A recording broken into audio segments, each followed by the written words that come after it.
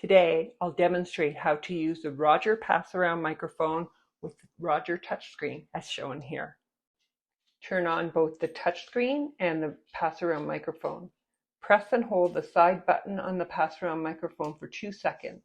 A green light will flash.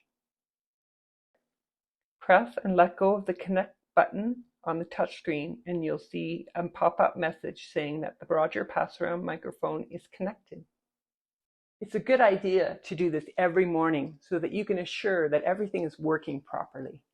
The touchscreen must be on in order for the pass-around microphone to work. The touchscreen can be muted, but it must be powered on. A green light will be visible when the transmitter is picking up your voice. If you're going to hold it against the chest like so, using the stand. To mute the Roger Pass-Around, press the button and you'll see a red flash. To unmute, do the same. If a blue light appears, it's because the touchscreen has been laid flat on the desk or a table. There's no signal being transmitted if the blue light appears.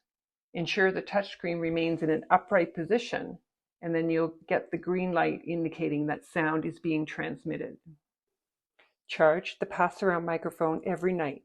Turn it off first, and plug the charger into the receptacle at the bottom.